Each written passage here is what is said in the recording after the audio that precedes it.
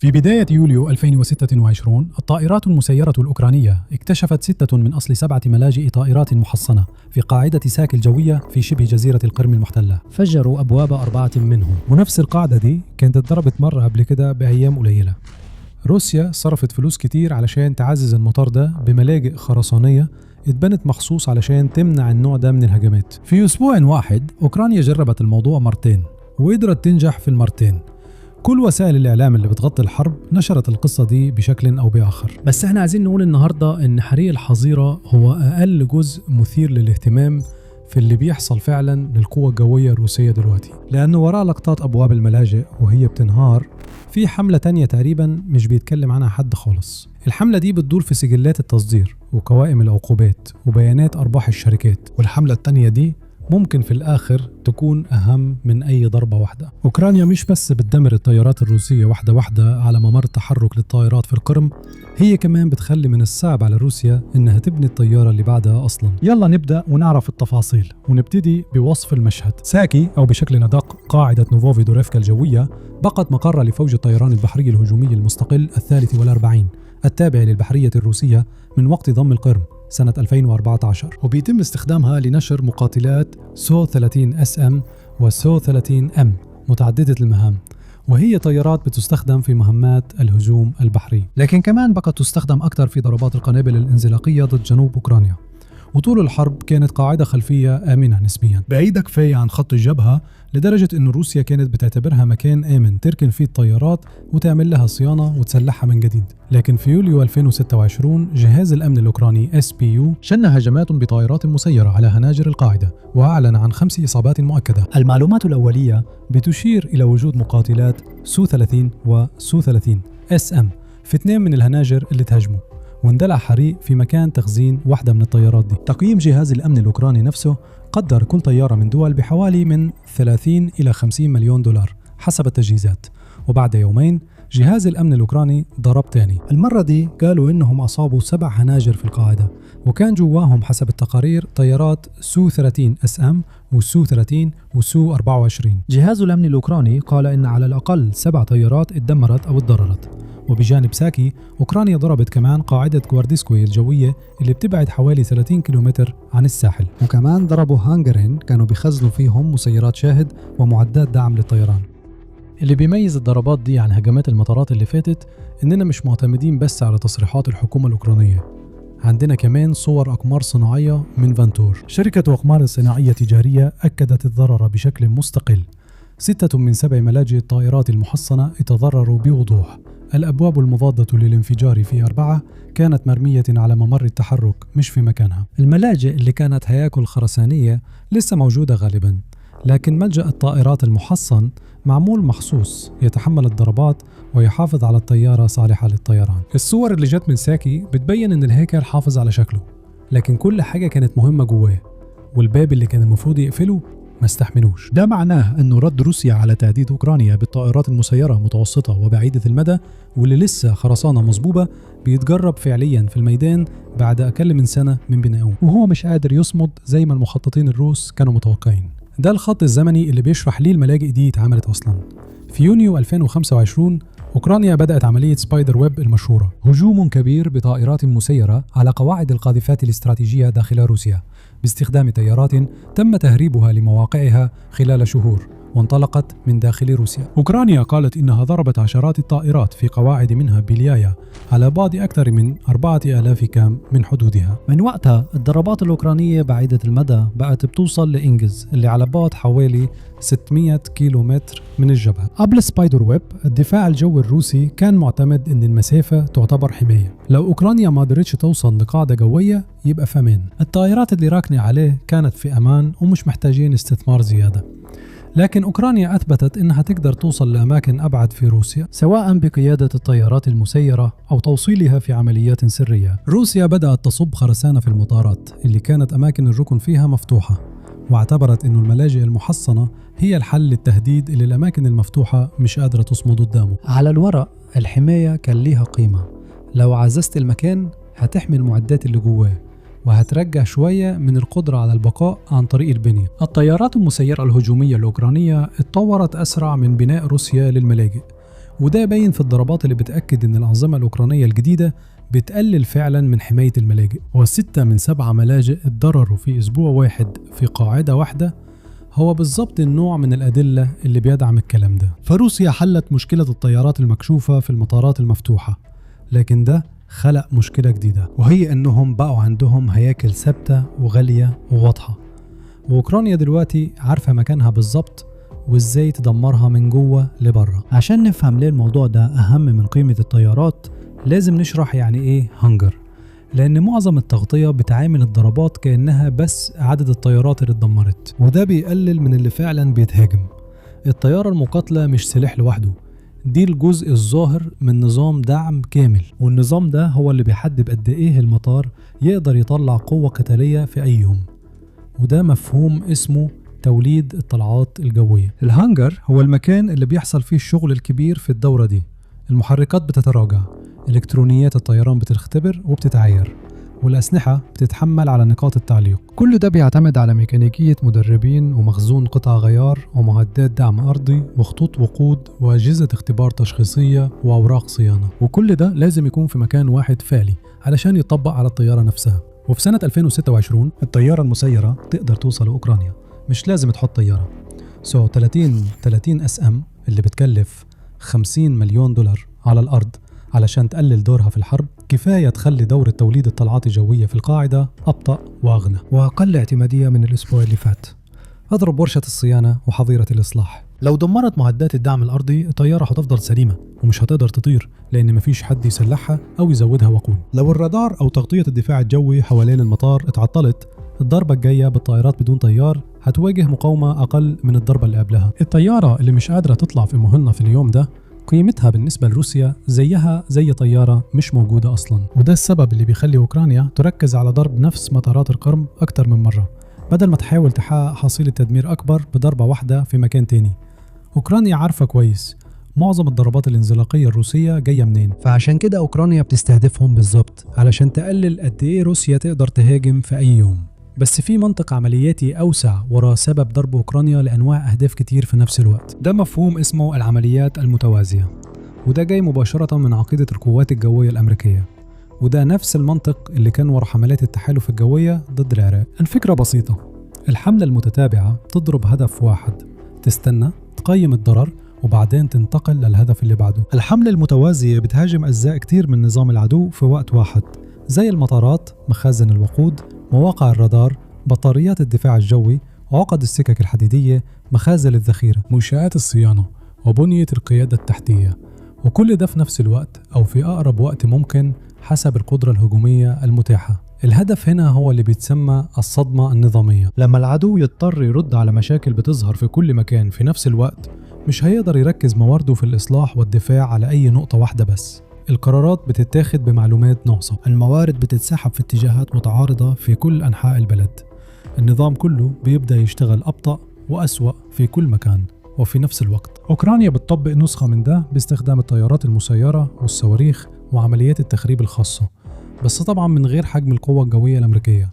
لكن المنطق الأساسي هو ساكي اتضربت مرتين في أسبوع واحد، وجواد اللوب اتضربت في نفس ليلة الضربة الثانية. في نفس الوقت مصافي التكرير الروسية بتتحرق خلال كم أسبوع، وروسيا مش قادرة تركز دفاعها الجوي وجهود الإصلاح على مشكلة واحدة بسبب المشاكل الكتير اللي بتحصل سوا، وبتتنافس على عدد المهندسين وقطع الغيار وبطاريات الدفاع الجوي المحدودين. الطرف اللي بيخلي خصمه دايما في وضع رد الفعل وهو اللي ماسك زمام الأمور غالبا هو اللي بيكسب حرب الاستنزاف مع الوقت، حتى لو مكسبش أي مواجهة بشكل حاسم.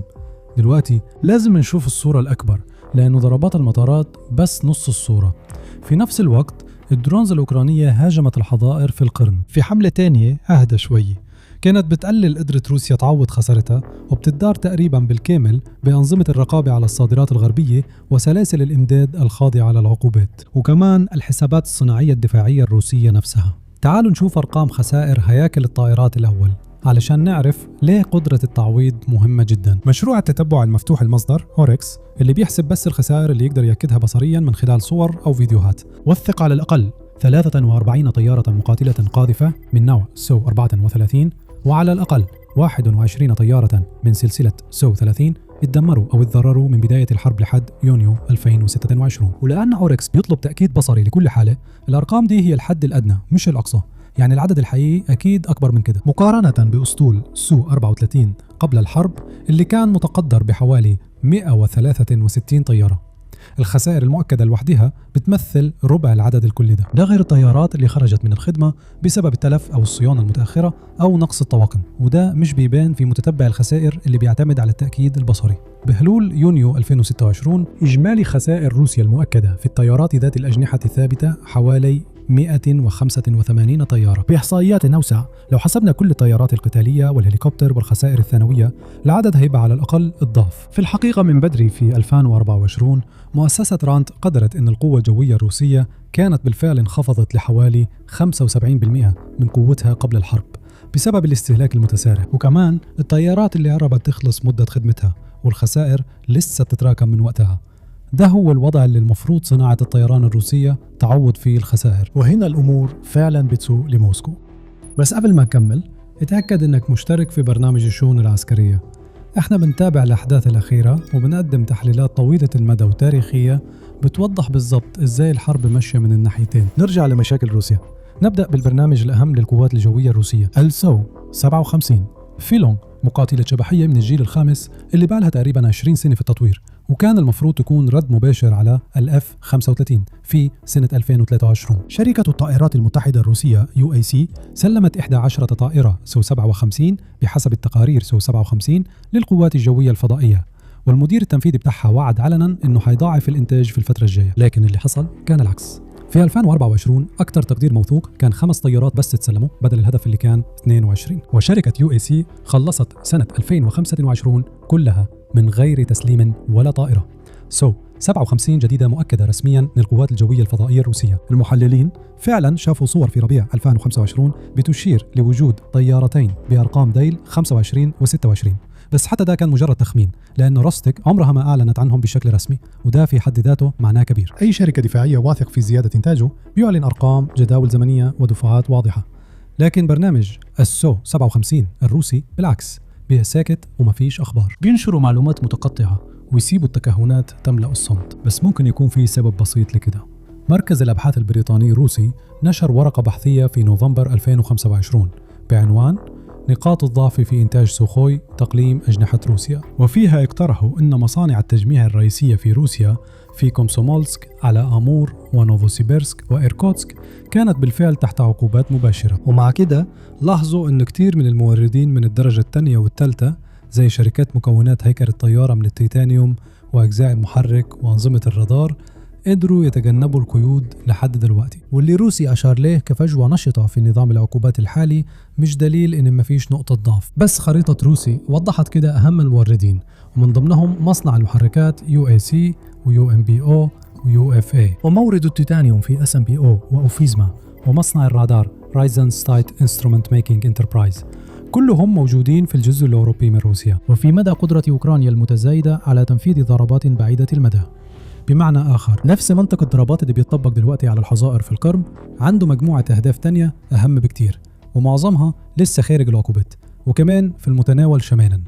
الاختناقات بتزيد. السو 57 اتصممت حوالين إزديلي 30، لكن الطيارة قضت سنين بتطير بمحرك انتقالي من عائلة AL-41 الأقدم. المحرك الجديد كان بيعاني، بدي أداء مستقر، وكل وعود المقاتلة الشبحية في التشغيل وتوقيع الحراري وأداء الحساسات. سرعتها الفائقة بدون حارك إضافي مرتبطة بتكوين المحرك النهائي، والشركات المصنعة بتتردد تبدأ إنتاج كبير لطائرة محركها الأساسي لسه ما استقرش. ولما تضيف نقص المكونات بسبب العقوبات اللي تكلمنا عنها فوق على تأخير الانتقال في المحرك، هتلاقي نفس النتيجة اللي شايفينها دلوقتي. طائرات موجودة بتطير وبيتم عرضها في رحلات دعائية من وقت للتاني، لكن مش قادرين يتحطوا في وتيرة إنتاج ثابتة ويمكن التنبؤ بيها فعلا يعوض الخسائر في المعارك. تقديرات المصادر المفتوحة بتقول إنه تكلفة الطائرة الواحدة من سو 57 بتتراوح ما بين 50 و100 مليون دولار حسب التجهيزات. وفي اقتصاد وقت الحرب، السو 34 والسو 35S اللي إنتاجهم أسهل بدو قيمة قتالية فورية أكثر مقابل تكلفتهم. فمخططيين الروس واضح أنهم بيعملوا بالضبط اللي الأرقام بتقولهم عليه، وبيقللوا أولوية البرنامج الاستعراض الغالي المخنوق بالعقوبات، ويفضلوا الطيارات اللي يقدروا يطلعوها بسرعة حتى لو أبسط وبتخسر أسرع، وحتى الفلوس اللي ممكن تصلح أي حاجة من ده بقت أصعب تلاقيها. في نوفمبر 2025 في معرض دبي للطيران، الرئيس التنفيذي لشركة روستيك سيرجي تشيميسوف أكد علنا أن صادرات الدفاع الروسية انخفضت تقريبا للنص مقارنة بمستوى 2022. وعز الانخفاض ده لأن الإنتاج الحربي كله تقريبا بقى موجه للجيش الروسي نفسه بدل المشترين الأجانب. قبل الغزو كانت روسيا بتكسب حوالي 1.1 تريليون روبل، يعني تقريبا 14 مليار دولار سنويا من تصدير السلاح، وكانت ثاني أكبر مصدر للسلاح في العالم بعد أمريكا. بس تحليل مستقل من مؤسسة جامس تاون أشار أن الانهيار الحقيقي أكبر بكتير من اللي قاله كيميسوف نفسه، وقدروا أن الصادرات انخفضت بنسبة 92% بين 2021 و2024. بس التقرير بيشير أن في مجموعة عوامل زي تحويل الإنتاج للحرب والعقوبات والتضخم وكمان المشترين الأجانب. حتى الزباين اللي كانوا دايما معتمدين عليهم زي الهند بقوا بيدوروا على موردين تانيين. وحسب أرقام معهد ستوكهولم الدولي لأبحاث السلام سيبري، حصة روسيا الإجمالية في سوق تصدير السلاح العالمي انخفضت من 21% لأقل من 7% بس خلال 5 سنين. ده انهيار غير مسبوق لدولة قضت عقود وهي واحدة من أكبر 3 مصدرين للسلاح في العالم، وبنت نفوذ دبلوماسي كبير في الجنوب العالمي وبالذات من خلال علاقات السلاح دي. بس الموضوع ما بقاش مجرد قصة تصدير دلوقتي، لأنه بقى ظاهر في الأرقام المالية الأساسية. في يوليو 2026 شركة روستيك أعلنت أن صافي أرباحها انخفض بنسبة 42% في 2025 حتى مع زيادة الإيرادات بنسبة 25% بسبب ارتفاع الطلبات المحلية وقت الحرب. في تقرير واحد شيسوموف نفسه قال لرئيس وزراء روسيا أن الشركة ما عادش عندها رأس مال كافي لتمويل مشاريع استثمارية جديدة. إزاي ده ممكن يحصل؟ ببساطة برامج الحكومة بتتفرض على روستيك وبتتقبل بهوامش ربح أقل بكتير من البرامج اللي بتتصمم للتصدير. عقود الشراء المحلية شكلها بتقدم هوامش ربح أقل بكتير من عقود التصدير. الغريب إن البلد اللي بدأت الحرب مش عايزة تدفع لشراء معدات عسكرية عالية الجودة تقدر فعلا تساعدها تنهي الحرب، وبتحاول تستنزف خصومها بتكنولوجيا أقدم. حط الحملتين جنب بعض والنتيجة هتبقى واضحة. أوكرانيا بتدمر الطائرات الحربية الروسية وبتضاعف البنية التحتية للوقود والدعم الأرضي في الحظائر اللي بتمكن الطائرات اللي بتنجو من تنفيذ الطلعات، وبتعمل كل ده ضمن حملة عمليات متوازية أوسع هدفها إنها تجهد قدرة روسيا على الإصلاح والدفاع في كل مكان في نفس الوقت. وفي نفس الوقت العقوبات الغربية وخسائر التصدير وتوزيع الموارد الحربية في روسيا نفسها بيخنق القاعدة الصناعية اللي المفروض تعوض كل الخسائر دي. الضغطين دول بيعززوا بعض في حلقة تغذية رجعة إيجابية. كل ملجأ محصن روسيا بتصب له خرسانة، وكل مورد عليه عقوبات جزئية، ولسه بيبعت بهدوء التيتانيوم ومكونات الرادار لسلسلة الإمداد دي. هو هدف واضح بعد كده لنفس الطيارات المسيرة اللي شالت أبواب 6 ملاجئ في ساكي. توصية روسي اللي في التقرير اللي فات بتربط كل ده.